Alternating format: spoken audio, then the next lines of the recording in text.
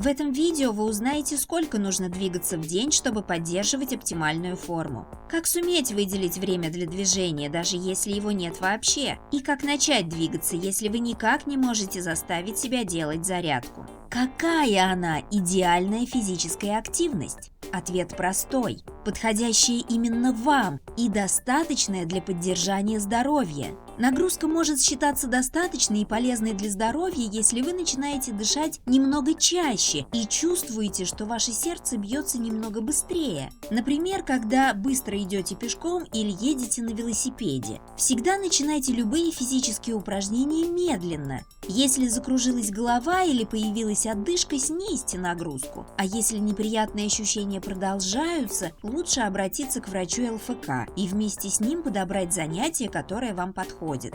Взрослый человек еженедельно должен заниматься умеренными или интенсивными упражнениями не менее 150 минут. Но как помочь себе больше двигаться?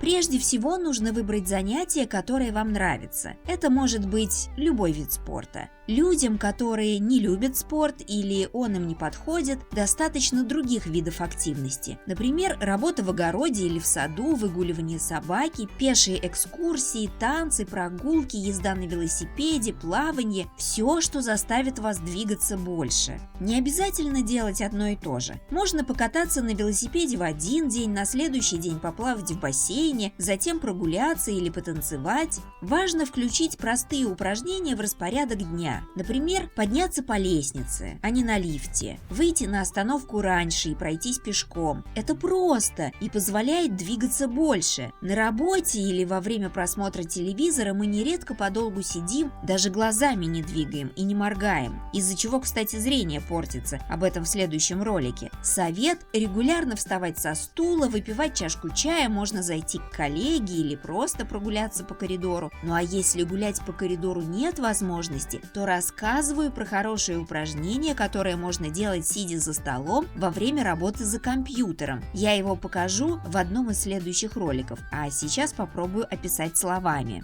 Сидя, ставите ноги на носки так, чтобы почувствовать, как тянутся мышцы икр. Затем отталкиваетесь одной ногой, стопой, от пола. То есть надавливаете, нажимаете на стопу, стараетесь привстать на одной ноге. Только не вставая, а просто работая мышцами, чтобы чувствовать работу мышц всей ноги. Затем отталкиваетесь другой ногой, нажимая на стопу. Как бы переносите вес тела с одной ноги на другую. При этом ваш позвоночник должен закручиваться, то есть корпус тела поворачивается из стороны в сторону. Не обязательно делать большую амплитуду. Движения могут быть незаметными, но при этом ваши мышцы будут работать и работать хорошо, а позвоночник будет расправляться. Для того, чтобы не забывать двигаться, можно установить будильник на телефон или фитнес-браслет, чтобы он напоминал об этом. Для того, чтобы повысить мотивацию, хорошо найти кого-то для совместных занятий. Другой человек всегда является отличным стимулом и делает физическую активность намного привлекательней. Можно заняться спортом или физкультурой, зарядкой с другом-подругой, членом семьи или договориться о занятиях с фитнес-тренером. В этом случае уже не возникнет мысли: «А посплю-ка я еще» или «лень, дождливая погода». Если вас ждут и, например, занятия уже оплачены, то лень отпадает.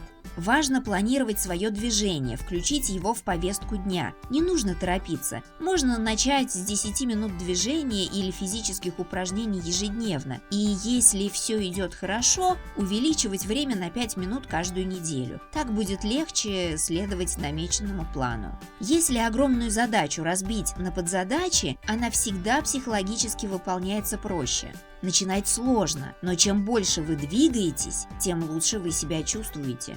Ну а если все вышеперечисленное не помогает, заведите собаку. Хочешь не хочешь, а 2-3 раза в день двигаться придется.